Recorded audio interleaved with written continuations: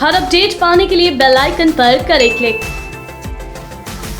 Having been appointed a judge of the Supreme Court of India, do swear in the name of God do swear in the name of God that I will bear true faith and allegiance to the Constitution of India as by law established, that I will bear true faith and allegiance to the Constitution of India as by law established,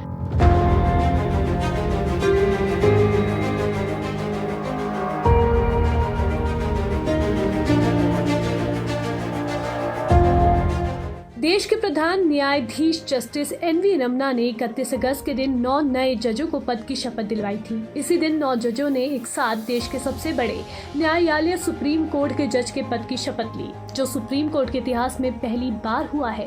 supreme court में कुल 34 जजों की संख्या तय की गई है। इसमें अभी तक महज 24 जज कामकाज देख रहे थे। ऐसे में नए 9 जजों की नियुक्ति से काफी राहत मिलने वाली है। कोविड-19 प्रोटोकॉल को ध्यान रखते हुए सुप्रीम कोर्ट के नए ऑडिटोरियम में आयोजित कार्यक्रम में चीफ जस्टिस एनवी रमन्ना ने 9 नवनियुक्त न्यायाधीशों की शपथ दिलाई। लेकिन सवाल ये है कि आखिर किसी हाई कोर्ट के न्यायाधीश को सुप्रीम कोर्ट का जज कब और कैसे बनाया जाता है। तो सुप्रीम कोर्ट के सभी जजों की नियुक्ति भारत के राष्ट्रपति की ओर से सुप्रीम कोर्ट की सलाह के बाद ही की जाती है।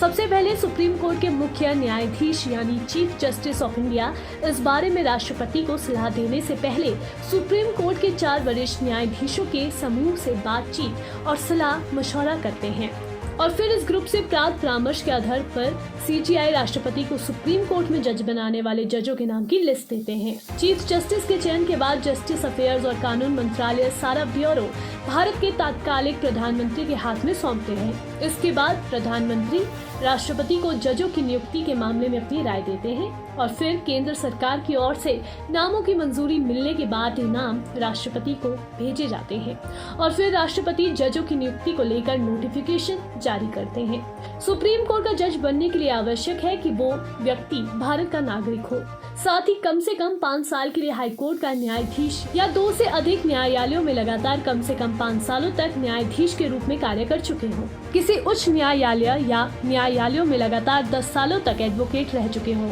वो व्यक्ति राष्ट्रपति की राय में एक प्रतिष्ठित वकील भी होना चाहिए। साथ ही न्यायाधीश के लिए सेवा का कोई निश्चित कार्यकाल नहीं है। वो 65 वर्ष की आयु तक अपनी सेवा भी जारी रख सकते हैं। इस बार सुप्रीम कोर्ट के 9 नए जजों में कर्नाटक के मुख्य न्यायाधीश ASO का शामिल है। यह हाई कोर्ट के सभी मुख्य न्यायाधीशों में सबसे वरिष्ठ है। इनके अलावा गुजरात के मुख्य न्यायाधीश विक्रमनाथ, सिक्किम के मुख्य न्यायाधीश JK महारेश्वरी, तेलंगाना के मुख्य न्यायाधीश हिमा कोहली ने भी शपथ ली है। वहीं मद्रास हाई कोर्ट के न्यायाधीश न्यायमूर्ति CT रवि हैं, जो आगे चलकर चीफ जस्टिस भी बन सकती हैं। शपथ लेने वाले जजों में 3 महिलाएं भी शामिल हैं।